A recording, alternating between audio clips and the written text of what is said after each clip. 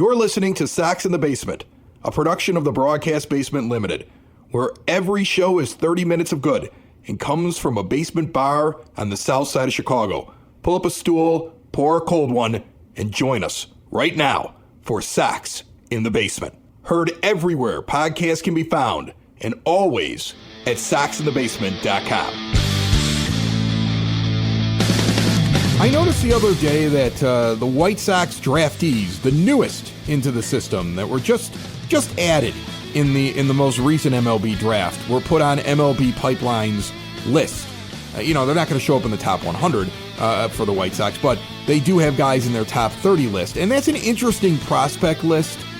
MLB Pipeline doesn't really make a decision on whether or not a guy should be removed from a list or dropped down from a list until a season is over. Like, if you're sitting at 20, you move up if, like, a couple of prospects in front of you go to the major leagues. You don't generally move down, and people don't make big leaps mid-season.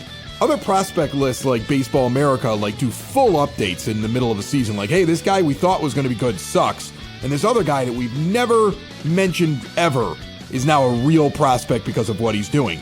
But when I look at the Pipeline list, there was one thing that stood out to me, Ed, and it was Brian Ramos, who last year, in the 2023 top 30 White Sox list, was number 3.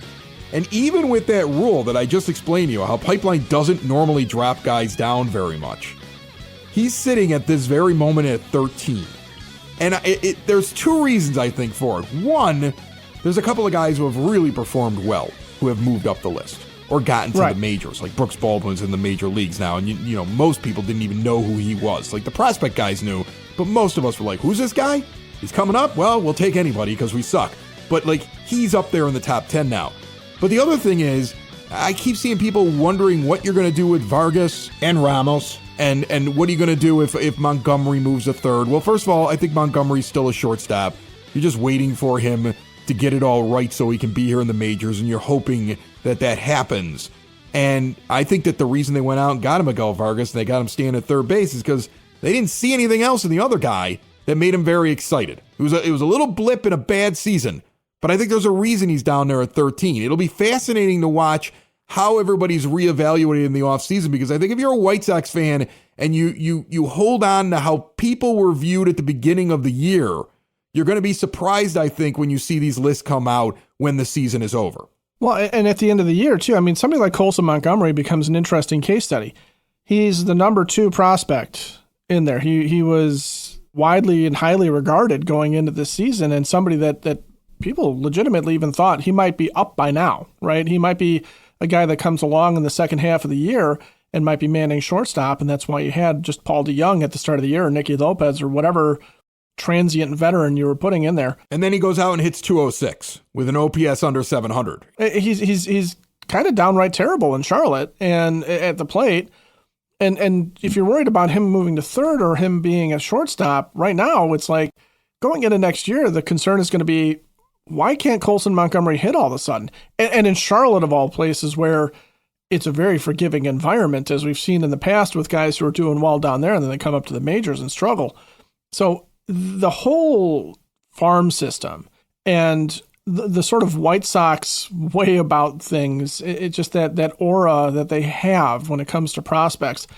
I'm just forever skeptical of each and every one of them, because what we get out of the team and the hype train that we've consistently gotten out of the team, like, hey, this guy's going to be really, really good. And then what they're thought of nationally sometimes matches up. But a lot of times it's like, okay, here's these 1 or 2 guys that are really going to be something, and we don't know what happens after that. So, well, I think Montgomery was nationally, people were calling him like Corey Seager, right? I mean, like, I remember going, well, this doesn't happen to the White Sox. The White Sox don't get Corey Seager just coming through their system at this speed. And apparently they aren't. Apparently they're getting Miguel Vargas right now. They're getting a guy who was a lot of hype in the minors, and then, we'll see what happens. And that links right to it, as this episode and every episode brought to you by Cork and Carry at the Park, 33rd and Princeton, in the shadow of the ballpark. Award-winning menus, an incredible array of ballpark favorites at a great price, and an incredible staff that'll get you fed. Get whatever you want from that big giant bar that they have, indoor and and outdoor seating, get you and the family off to the game so you don't miss any of the exciting White Sox action because it's better at the ballpark.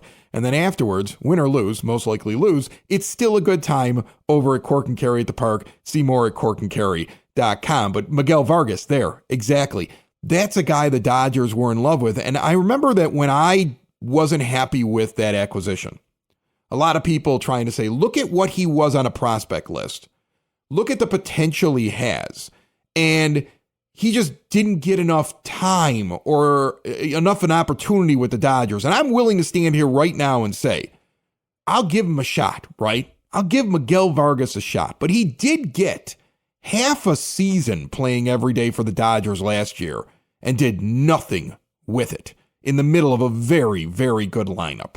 And then he showed some spark when being used as the platoon guy, and they were able to turn that into trade fodder so they could get what they wanted. And by the way, Michael Kopech, look at that right now, what the Dodgers have gotten out of that. Right now, they're feeling really good about that trade, and we're waiting to see whether or not Vargas can do anything, and I think he's hitting under 100 since he got here. I've been afraid of that since the moment I saw his name in the return, because me personally, as somebody who follows baseball not only with this podcast and likes watching games outside of my market, and I watch Dodger games late at night because they're constantly on TV. You can find a Dodger game because after baseball is over, they're normally playing later. And so I've watched an awful lot of Dodger games, and I've watched a lot of Miguel Vargas, probably more than what other people have. And I've had a rooting interest in him because the moment he became a name on the prospect list, I hit him on my fantasy dynasty baseball team for like 3 years. Because I was like, this guy's going to be great. And then I watched the disappointment week to week. I read every scouting report on him, trying to figure out, do I drop this guy? Do I give up on him? And I gave up on him. I know, you tried to trade him to me. I tried to trade him to everybody. Yeah. Because I don't think he's going to be anything. See, that's the thing. I don't think Miguel Vargas is an everyday player on a good Major League Baseball team. And he may not be an everyday player on any Major League Baseball team. And until I see it, I don't believe it. Now, I'm hoping that he's just got to figure it out. I'm hoping the White Sox know what they're doing. But when you hear Chris Getz talking about, we really got to find a way to revamp how we do hitting development, I don't know if there's anybody in the room right now that can help this kid. You're just hoping something sparks and he gets going. Like he's just slow down the ramp here. Yeah, I mean, there's some minor league stats that when you look at it, a 308 average, good strikeout percentage, an 889 OPS for Miguel Vargas in 511 minor league games. It's not a flash in the pan. Yeah, but some guys are great at AAA and they get to the majors and they're not good. That's where they are. Therein lies the problem. Or maybe it takes them a few years to figure it out. And so you're hoping for the latter and not the former, right? You're hoping like Jared Kelenic of the Braves, who has had a reasonably good year after fizzling out under heavy expectations with the Mariners, but it took him a couple of years to get around to a point where he's at least a useful player. By the way, I know you're going to make a point here, but you just tried to point out that Jared Kelenic is finally becoming a Major League Baseball player. He's a 1 WAR this year with a 690 OPS. Right? I said finally becoming something useful. Right, I didn't say he's good. Vargas has to be something much better than that, doesn't he? Isn't that what they're hoping for? That's the point, and that's the problem, right? That's the point I was going to make here is that you had an opportunity with Kopech and Fedde to get an impact player, to get a kid who maybe not next year, maybe not right away now, but maybe was going to be, had a chance to really be something. And I'm not all for prospects with an unknown future being better than a guy that's Major League ready or has had a cup of coffee and maybe you see something in him that you can fix. But I don't know that the White Sox have the ability to fix Miguel Vargas. If the Dodgers couldn't get anything out of him, I don't think the White Sox are capable because they just haven't shown it as an organization that they can take a prospect and turn him into something when he's already nothing. Yeah, normally guys get here and they play worse. Andrew Benintendi. Anybody. I'll just start picking names. Guys get here and they play below what their baseball card says that they are. We've heard about kind of what a downer of an organization players think it is to be with the White Sox. But I do kind of wonder if there is something, since so much of this game is mental, if there is something about the way the White Sox do things or don't do things, the things that they don't do as coaching staffs or the things that they don't have, the resources that they don't utilize to try and figure this out. Because somebody like Kopech, who we've known as a bit of a head case, right? I mean, a lot of Michael Kopech is between the ears. It's not necessarily the arm. I mean, occasionally it was the knee or the hammy or whatever. But him going to the Dodgers where That is, that's going to be a solid winning clubhouse year in and year out. That the Dodgers as an organization have had a chance to prove over and over again that they can take a guy who maybe isn't maximizing his talent and really bring out the best in him. And they do that a lot with even some of their own prospects and stuff. I mean, there's a whole storyline about them taking flawed college and high school pitchers and turning them into legitimate prospects. But you do wonder, like, if Miguel Vargas is struggling not because he can't physically perform the game at a high level, but if he's struggling because he doesn't know how to be a major leaguer, is this a situation that's going to help him? Or would the Sox have been better off going for somebody that, is either already established and a young player that maybe has made their way a little bit more, or going after a prospect, and then if Getz really is trying to rework everything, how we do hitting, how we do pitching, how we teach defense, how we teach in general, if that is true, and I'll take him at his word just for the point of this conversation, but if it's true that he's trying to redo this, then the trade of Fedde and Kopech is a waste, because if Miguel Vargas has already got it in his head that he's going to struggle up here, or he's overwhelmed by being in the major leagues, they're not going to fix him. And you're not going to have enough of a chance to fix him to make him an impact guy.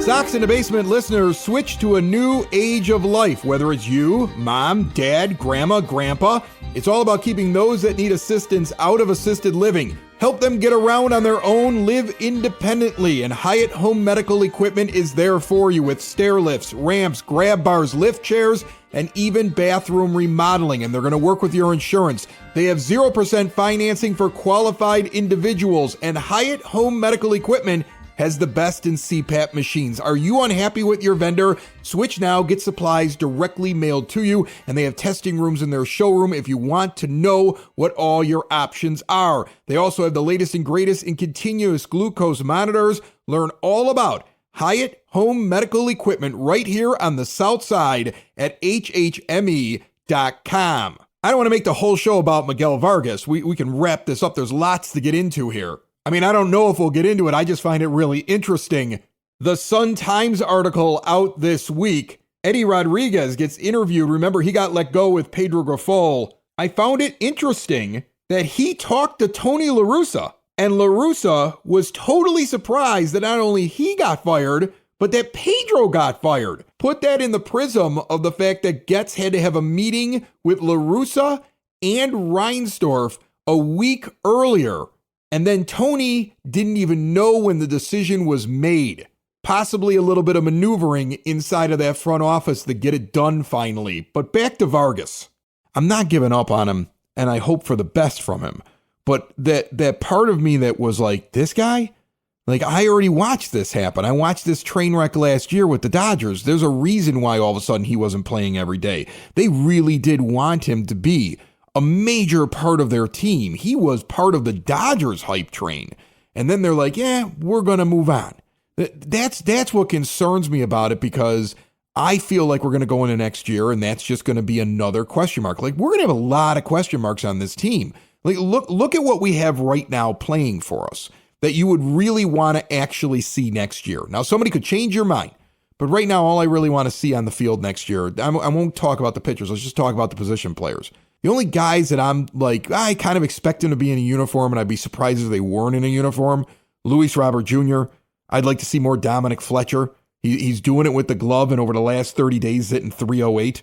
It's a small sample size, only about 40 at-bats, but, I'd like to see more of him. Brooks Baldwin has at least been a Major League Baseball player who, since Grady Sizemore got in there, is one of the top 3 hitters probably on the team, arguably on the team.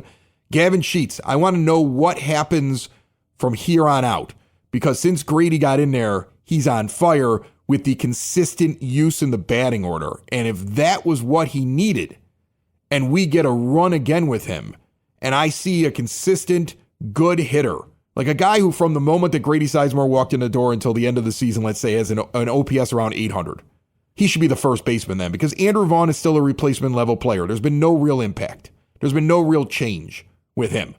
And besides those guys and Corey Lee, because I know that he's definitely your backup catcher as you're waiting for Edgar Caro to hopefully be the guy long-term sitting there as the catcher. And I like Lee and I like his attitude. And I think he's a pretty good ball player and he'd be excellent as part of a battery. I don't know if there's anybody else that I really want to see. I know I'm going to get Benintendi because of the money that you paid him. But I don't know if there's anybody else. Like, you've got a lot of question marks here. And you don't know if anything's coming from the minor leagues to help you. And I'm really curious as to what their plan is. Because you could piecemeal together a team that at least plays 500 baseball and it's not so miserable at the ballpark. And you wouldn't be blocking anybody. Like, that's going to be one of the big arguments this offseason. Ed, you're going to hear a lot of people say that. Why add free agents? Why put anybody in the way of the young guys? I want to see the young guys play. And I come from the philosophy of the young guys should never feel like that's already my job. There shouldn't be a guy in AA or AAA saying, yeah, once I accomplish these goals, I'm a starter at this position on a Major League Baseball team. It's better if that guy has to accomplish all those goals and then has to beat somebody else out for the job who's a professional baseball player. That little extra, I think, is something that a lot of franchises, not just the White Sox, should be doing. You're not blocking anybody. If you have a guy who's making a little bit more money, who's sitting there who's a professional, who's at least replacement level or slightly better, who's actually out there performing the game and acting as a stabilizer when you do bring young guys up. Like, you can't have 7 guys on the field who don't know what the hell they're doing. You got to have some guys out there who actually are ball players that eventually you hope will get moved out of the way, but are ball players on your team. And so that's going to be the big argument, I think, this whole offseason. Like, what is Chris Getz doing? I'm going to be very disappointed if the idea is we're only going to add from our minor league system. We're going to let these guys continue to develop, and we're in this big, long, giant rebuild. You can be in a build, a rebuild, a retool, a change in organizational philosophy, and you can add real Major League Baseball players to positions like third base if Vargas doesn't get it together this year.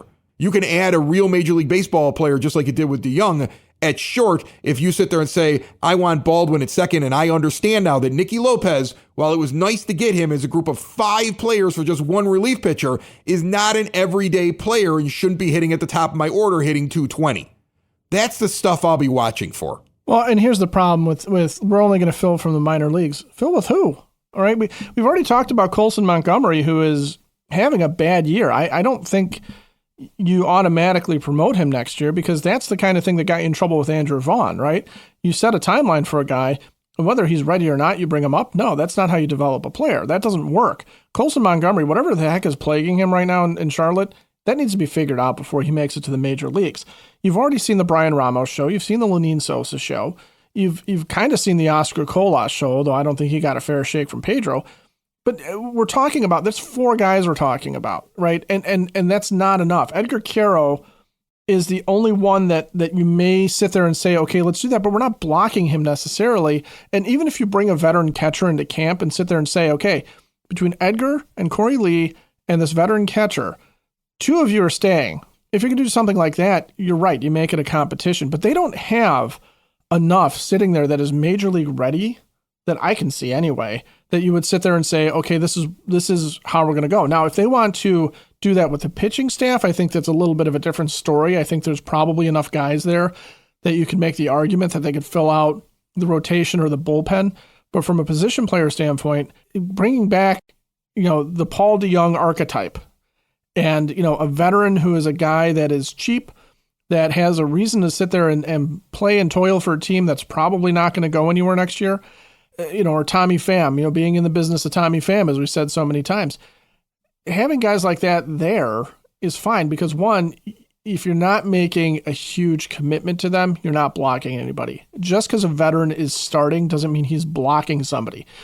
What a veteran starter means is that you have a professional out there until the kid shows that he's ready, and then that guy can just go. And if they're getting these guys on the cheap, if they're getting veterans on the rebound, if they're doing it smart, and I actually thought there were some smarts to the way that Chris Getz approached it. It didn't work in any way, shape, or form, but at least the theory was good. If you can do that and you can flip some of these guys and get some pieces back, that's one way to go about a rebuild. The other thing is, like you said, it's giving the young guys a chance to learn from a professional. And then thirdly, as we sit here right now, I couldn't put together a realistic lineup of young guys that could fill out this team other than some of the names you mentioned. Like Brooks Baldwin should absolutely have a chance next year if he spends the rest of the season improving at the major league level and proving that he belongs. But he can be moved. I think that's the thing. Like, if I look at this team right now, absolute bare minimum, you need to go out and get a professional hitter to play third, a professional hitter that plays middle infield, either second base or shortstop, because Baldwin can be moved anywhere. And if Colson Montgomery comes up and he's good enough, and you signed another guy who's a professional ball player who is also good enough to move to another position, it's not a bad problem to have that, I'm sorry, Brooks, we're just going to play you like 4 days a week, or somebody's slumping, or somebody's injured. You're not blocking Colson Montgomery by signing a guy. Remember in the offseason, there were a couple of guys, nice middle infielders,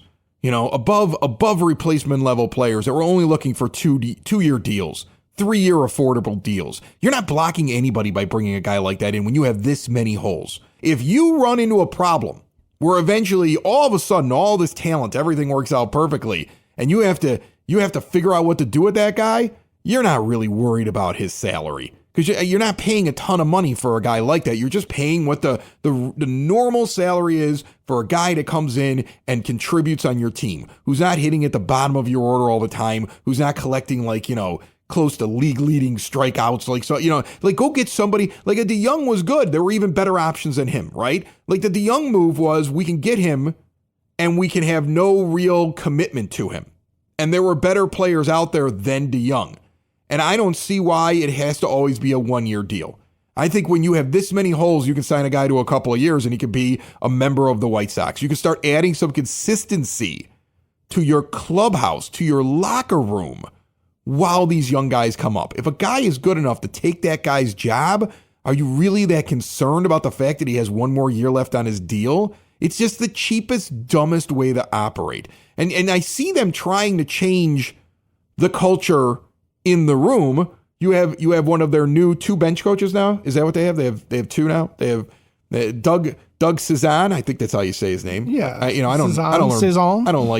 don't learn bench coaches' names, but that's what it looks like to me. He's sitting there talking after the game the other day that he doesn't believe in flush it. I love that.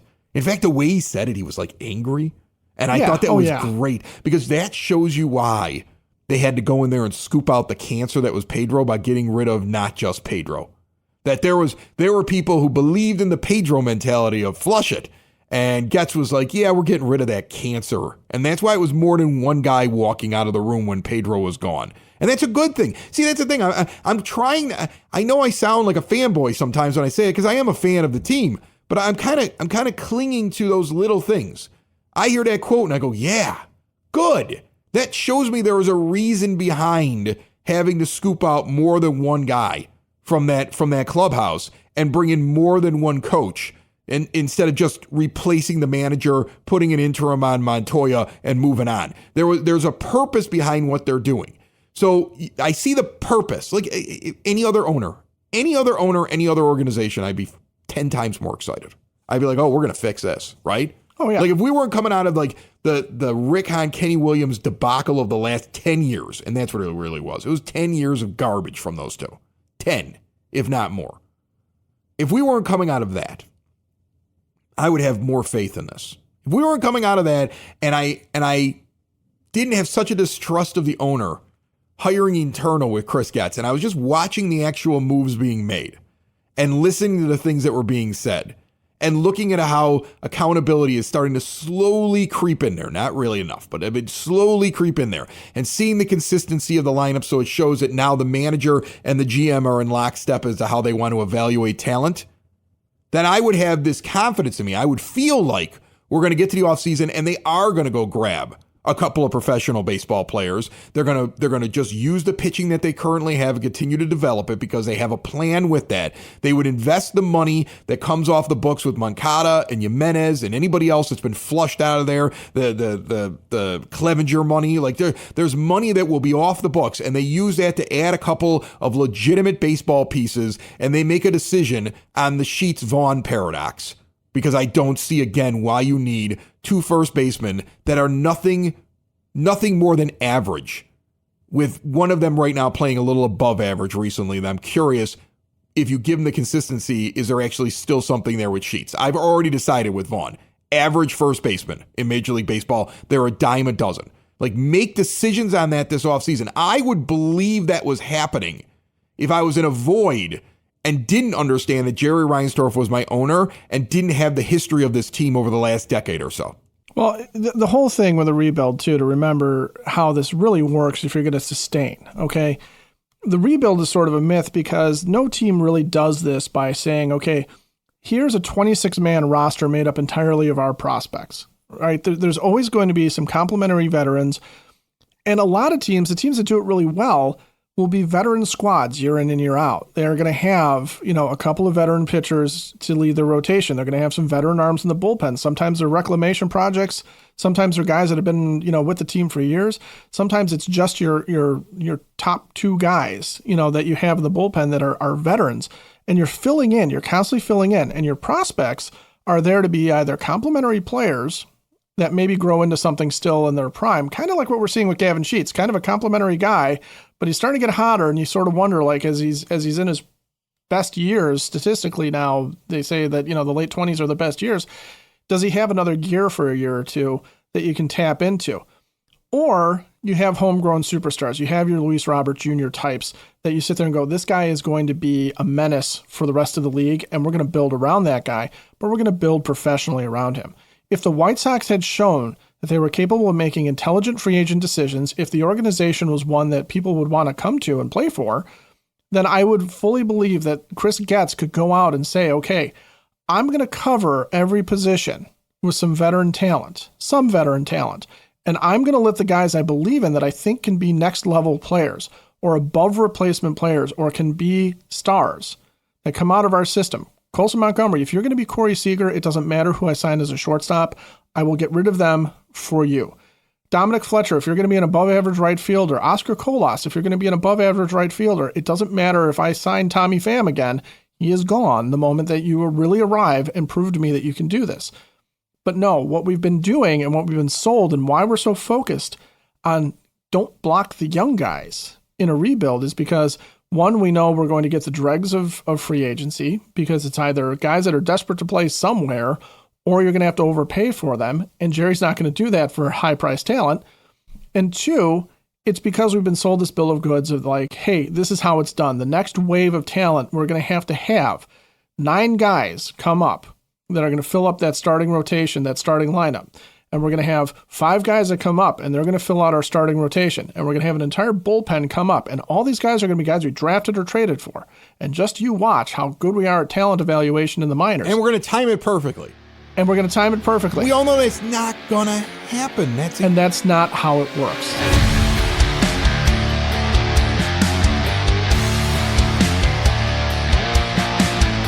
Those of you listening, planning for retirement at any stage, give a call to Tom Walsh, your Edward Jones financial advisor. Located on the corner of 111th and Kedzie, but serving the Chicagoland area, Tom has a get-to-know-you approach and a do-the-right-thing attitude. He's been doing this for decades. It's all about knowing your options when you're investing and planning for your retirement. No matter what stage you are at, it costs nothing to check in with Tom. Give Tom Walsh, your Edward Jones financial advisor, a call today, 773-779-0023. Edward Jones, member SIPC. And before we get out of here, I'm going to hammer it home. I'm going to go back to something I already talked about. I'm going to bring stats to make my point for those that doubt me in the comments. And I'm going to be doing this for the rest of the year into the offseason, hammering this home because the White Sox need to hear it. And us as fans have to continue to say it. And if there is a Sox Fest and they don't back out of it, it should be something that's yelled about if it hasn't already been handled. 242 average, 298 on base percentage, 693 OPS, compared to 236 average, 312 on base percentage, 688 OPS. Those are the same hitters. One is Andrew Vaughn, one is Gavin Sheets, and they're both replacement level at best. That's their season right now. All right? You cannot have them both on your team next year. It is time to, I know that it's exciting. The PR machine does such a great job, right? Like if Andrew Vaughn gets a hit, man, they just go nuts on social media showing it. They leave out all the other things that he did badly at the plate. They do the same thing with Sheets. Sheets is hot right now. Vaughn is not. At some point, Sheets will probably be cold and Vaughn will be hot. In the end, when we look at the 162, they're going to be the same player. And it's going to be a replacement level. Unless, like I said, I would love to see Gavin Sheets now with the consistency. I'm seeing this little spark. Let's see what he does over the next month and a half. Maybe he proves me wrong. I'm really sure Andrew Vaughn is not proving me wrong. Like, I put money down. I'll put the house on that one. All right? Somebody else can sit at this bar.